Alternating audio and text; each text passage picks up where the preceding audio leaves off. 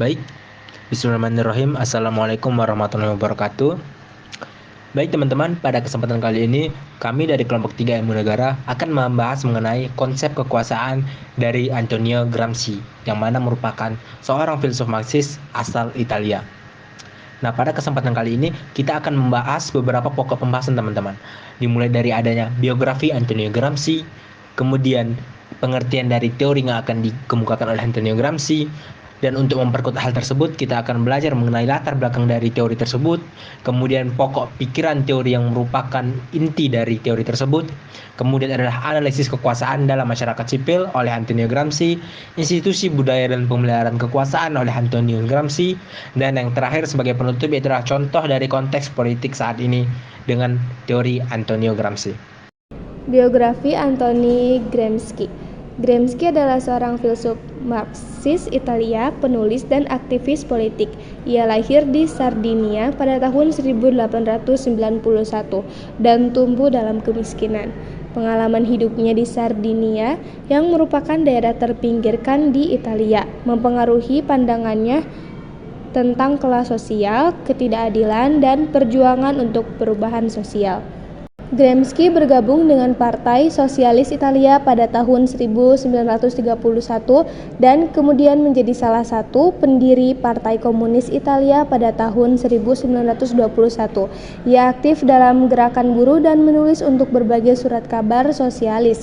Pada tahun 1926, ia ditangkap oleh rezim fasis Mussolini dan dijatuhi hukuman penjara selama 20 tahun.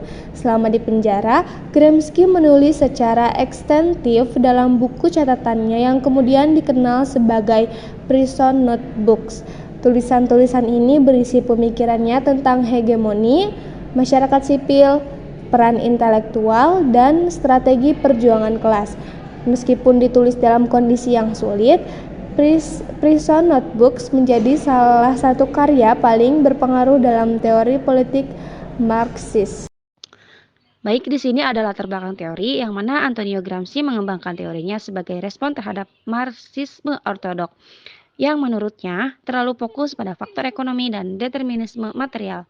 Gramsci juga berpendapat bahwasannya kekuasaan tidak hanya dipertahankan melalui kekuatan ekonomi dan paksaan, tetapi juga dapat melalui ideologi dan budaya. Nah, pemikiran Gramsci ini dipengaruhi oleh berbagai tokoh dan aliran pemikiran, salah satunya Karl Marx yang memberikan dasar pemahaman tentang kelas sosial dan perjuangan kelas. Kemudian juga ada Niccolo Machiavelli yang memberikan wawasan tentang strategi politik dan penggunaan kekuasaan. Dan juga dipengaruhi oleh Benedetto Croce, seorang filsuf idealis Italia yang mempengaruhi Gramsci dalam hal pentingnya budaya dan ideologi dalam membentuk masyarakat. Terakhir, tujuan Gramsci adalah ingin memahami bagaimana kelas penguasa tidak hanya mendominasi secara ekonomi dan politik, tetapi juga secara budaya dan ideologis. Ia ingin menjelaskan bagaimana konsensus dan persetujuan memikirkan peran penting dalam mempertahankan status quo dan bagaimana kelompok-kelompok subordinat dapat menentang hegemoni ini melalui perjuangan di ranah budaya dan ideologi. Selanjutnya ada definisi. Teori konsep kekuasaan hegemoni Antonio Gramsci menjelaskan bagaimana kelas penguasa mempertahankan kekuasaannya tidak hanya melalui paksaan dominasi, tetapi juga melalui persetujuan hegemoni yang dibangun di masyarakat sipil. Hegemoni dicapai dengan mengendalikan institusi-institusi penting seperti media, pendidikan, dan agama untuk menyebarkan ideologi dan nilai-nilai yang menguntungkan kelas penguasa, sehingga membentuk kesadaran dan persepsi masyarakat. Hegemoni bukanlah kondisi statis, melainkan proses yang terus-menerus diperjuangkan di mana kelompok subordinat dapat melawan dengan mengembangkan intelektual organik mereka sendiri dan membangun aliansi untuk menantang ideologi dominan. Pokok pikiran teori satu hegemoni, yaitu kepemimpinan atau dominasi suatu kelompok sosial yang dicapai melalui konsensus ideologis dan budaya, bukan hanya melalui paksaan. Yang kedua, masyarakat sipil, yaitu arena pertarungan ideologis di mana hegemoni dibangun dan dipertahankan, terdiri dari institusi-institusi seperti sekolah, media, agama, dan organisasi sosial lainnya. Yang ketiga, intelektual organik, yaitu individu yang memiliki peran penting dalam membentuk dan menyebarkan ideologi yang mendukung hegemoni kelas penguasa. Yang terakhir yaitu perang posisi, yaitu strategi perjuangan jangka panjang untuk memenangkan hegemoni di masyarakat sipil melalui pendidikan, propaganda, dan mobilisasi budaya. Selanjutnya ada analisis kekuasaan dalam masyarakat sipil. Bagaimana teori Gramsci dapat digunakan? Yang pertama, mengidentifikasi institusi-institusi kunci yang membentuk opini publik dan nilai-nilai sosial. Berikutnya, menganalisis bagaimana ideologi dominan disebarluaskan melalui media, pendidikan, dan budaya populer. Selanjutnya, mengungkap peran intelektual organik dalam mempertahankan status quo. Dan yang terakhir, memahami bagaimana kelompok-kelompok subordinat dapat melawan hegemoni melalui perang posisi di masyarakat sipil. Berikutnya ada institusi, budaya, dan pemeliharaan kekuasaan. Bagaimana kelompok dominan menggunakan institusi budaya? Yang pertama, menggunakan media, menyebarkan narasi yang mendukung kepentingan kelas penguasa. Berikutnya, melalui pendidikan, mengajarkan nilai-nilai dan ideologi yang mendukung status quo. Yang ketiga ada agama, memberikan justifikasi moral untuk tatanan sosial yang ada. Dan yang terakhir melalui budaya populer, menggambarkan gaya hidup dan aspirasi yang sesuai dengan kepentingan kelas penguasa. Baik, kita masuk ke pembahasan yang terakhir, yaitu adalah contoh penerapan dari teori Antonio Gramsci pada konteks politik pada masa saat ini. Baik, untuk contoh yang pertama yaitu adalah penggunaan media sosial oleh politisi untuk membentuk opini publik dan memobilisasi dukungan. Mungkin teman-teman sudah tidak asing bahwasanya pada masa sekarang, pada masa saat ini, pada masa kontemporer saat ini, para politisi, para politik itu menggunakan sosial media untuk membangun branding mereka di sana, untuk membangun citra mereka di sana, memperbaiki bagaimana cara masyarakat untuk melihat mereka di sana.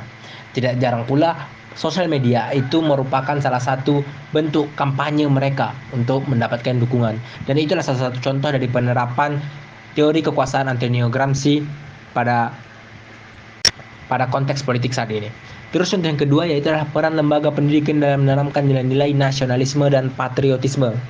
Seperti yang kita tahu, kita semua pernah mengemban pendidikan yang mana dari dasar pendidikan paling dasar kita sudah ditanamkan nilai-nilai nasionalisme dan patriotisme. Dan kemudian contoh yang ketiga, adanya pengaruh tokoh agama dalam mendukung kebijakan pemerintah atau mengkritik oposisi. Kita tidak bisa abaikan ini, teman-teman. Tokoh agama itu memiliki pengaruh yang sangat besar, memiliki power massa yang sangat besar. Apabila tokoh agama mengatakan A, maka umat-umat yang fanatik akan ikut mengatakan A. Apabila yang oposisi dan mengatakan B, maka umat-umatnya akan berlaku hal yang sama. Maka dari itu, tokoh agama memiliki pengaruh yang sangat besar. Dan itu dapat menjadi cara kelas penguasa untuk mempertahankan kekuasaan mereka. Dan yang terakhir yaitu adalah representasi kelas sosial dalam film dan acara televisi yang memperkuat stereotip dan ketidaksetaraan. Nah, kita sering melihat teman-teman di dalam acara televisi atau dalam film ada satu orang atau beberapa kelompok yang itu seakan-akan melambangkan suatu kelompok tertentu, seperti mungkin melambangkan kelas-kelas bawah, kelas miskin dan lain sebagainya. Itu akan memperkuat stereotip dan juga kesenjangan atau ketidaksetaraan. Baik, kesimpulan yang mana adalah teori Gramsci ini tentang hegemoni dan masyarakat sipil memberikan kerangka yang sangat kuat untuk kita memahami bagaimana sih kekuasaan beroperasi di luar ranah dari politik yang biasa kita lihat sebagai politik formal. Konsep-konsep Gramsci masih sangat relevan untuk kita gunakan sebagai analisis dinamika kekuasaan dalam masyarakat yang kontemporer saat ini, terutama dalam era digital di mana media dan budaya populer memiliki pengaruh yang tidak kalah besar. Namun, beberapa kritikus berpendapat bahwa Gramsci terlalu menekankan peran ideologi dan mengabaikan faktor-faktor lain seperti faktor ekonomi dan struktural dalam mempertahankan kekuasaan. Baik, mungkin sekian saja dari kami kelompok 3 Ilmu Negara pada presentasi pada hari ini. Yang kami sudah bawakan adalah teori kekuasaan Antonio Gramsci. Apabila kami memiliki kesalahan dalam pengucapan, gerak tubuh, maupun substansi yang kami sampaikan, mohon sekiranya kami diberikan kemaafan. Akhirul kalam, Wabillahi taufiq wal hidayah. Assalamualaikum warahmatullahi wabarakatuh.